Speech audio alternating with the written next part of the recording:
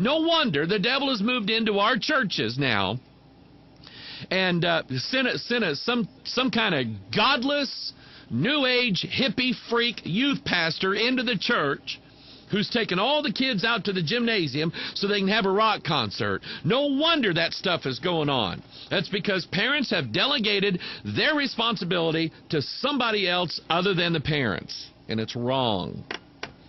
Take care of your children. Take care of your grandchildren. Teach them. Here's the story on WorldNet Daily. War on U.S. homeschoolers escalates.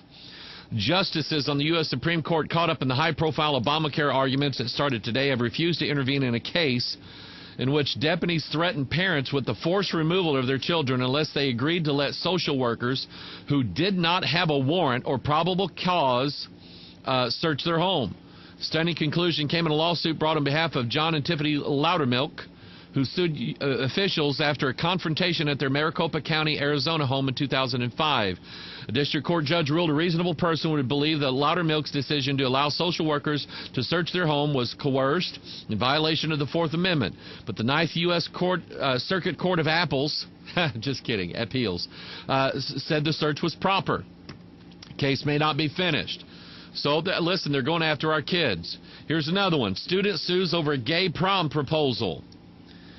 New York Daily News, an Atlanta area teen is suing his high school after he claims he was booted from his position as student body president for introducing changes that would make it easier for gay couples to be named prom king and queen.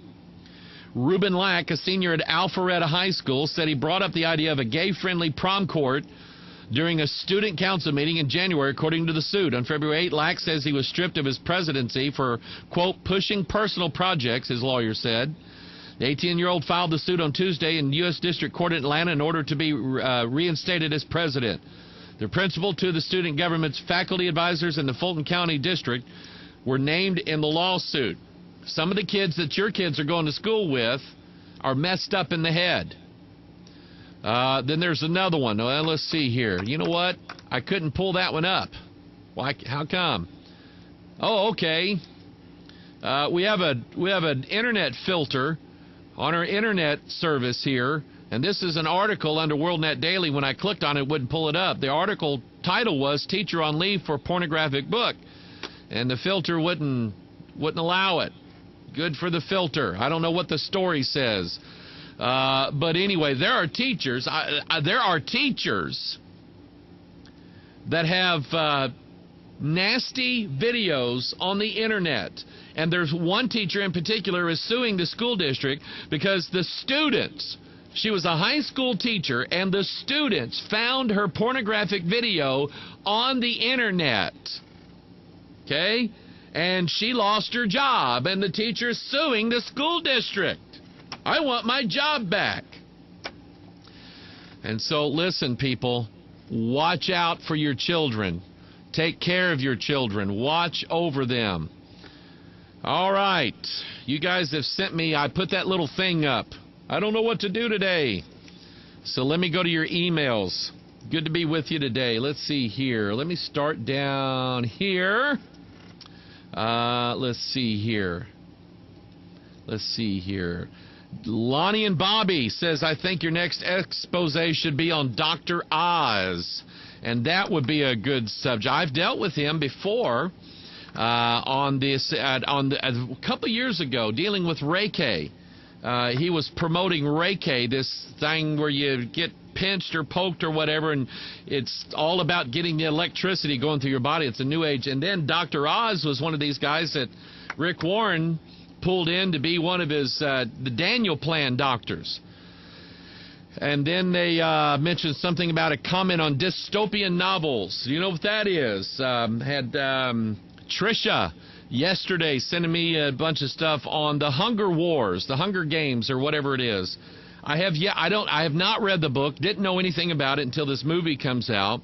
I probably should watch the movie or get a good digest of the movie before I say anything. And with me, what somebody else is saying about the movie, it may not get me. I always look for an angle that sort of fits in with this ministry, and probably what I would do is I would probably watch this film and look for symbols or look for allegories or things like that, because they're all in there. And so that would be a good topic. Ariel writes in and talks about James Cameron going down into the abyss for the next Avatar movie, and I'm going, okay, I'm going to keep my eye on that one.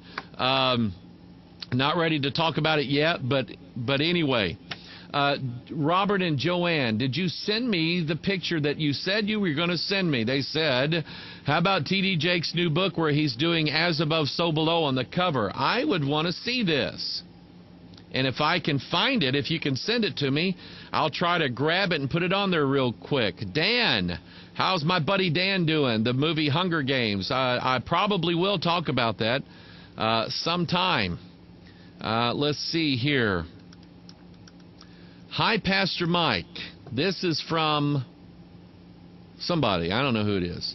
I was wondering, the young and old, rich and poor, free and bond reference you made the other day, and what it would take to live outside of the Babylon system.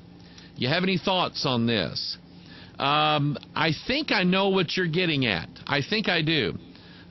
There's somebody writes me, I can see his name in my email thing, who tells me that they have turned over their driver's license, handed in their Social Security card, turned over all their money, doesn't have a bank account, doesn't have anything like that, just gave it all up. They said it's part of Babylon and you ought not have any part of it.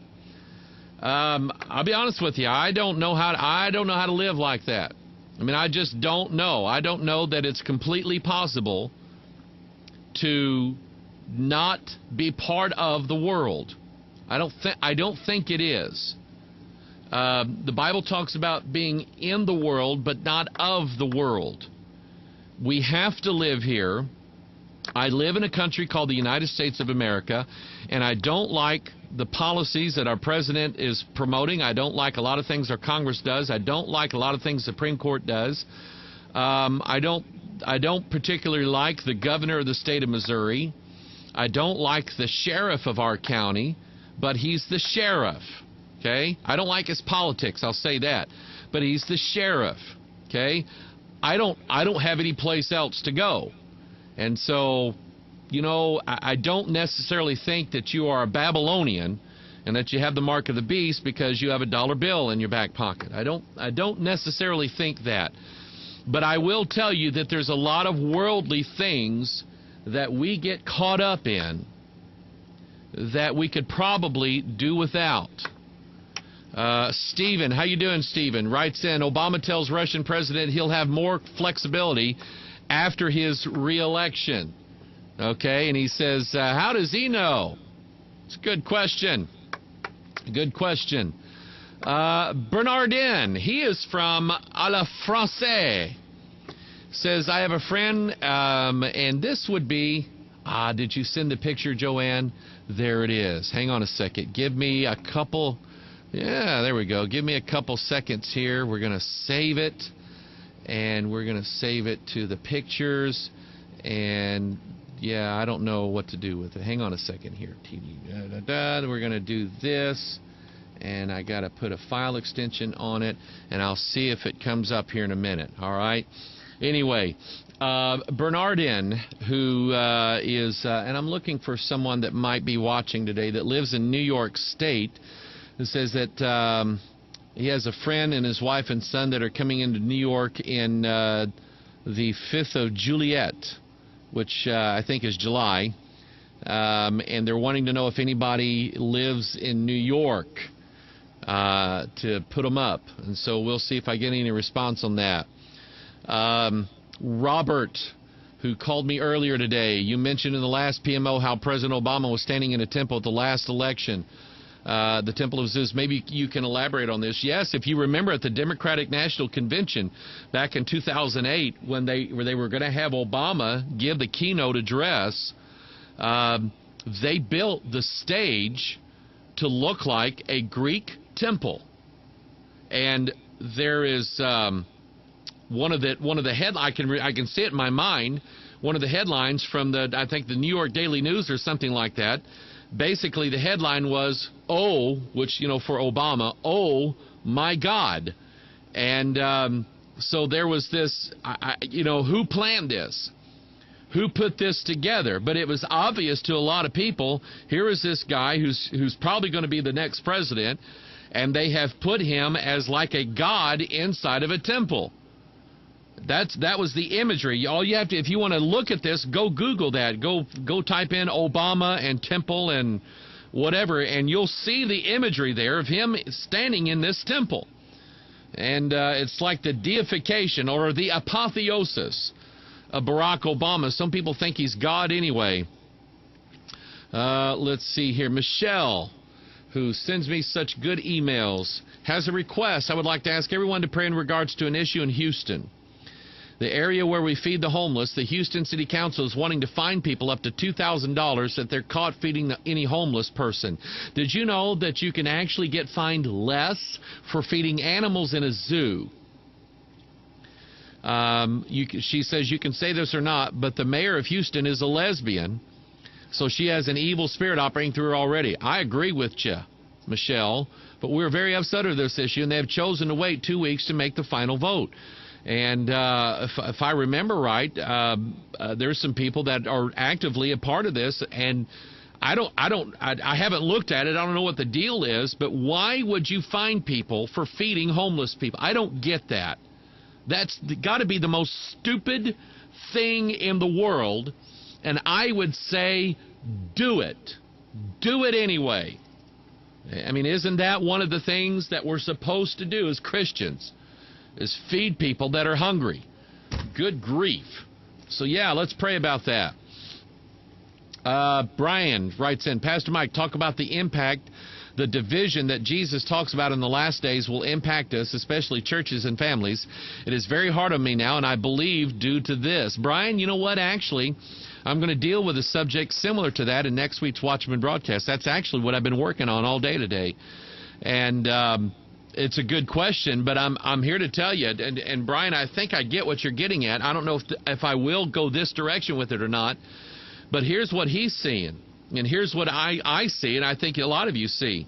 There are divisions in the churches, and it's over important issues. They're labeling you kooks and freaks and everything else, and they're labeling you as divisive because you say, you know what? I think we ought to just stick with the Bible. And they throw up their arms like this, and they look mean at you, and they say, oh, you're just trying to cause dissension in the church, and you're sowing seeds of discord. And they're labeling you with all this stuff.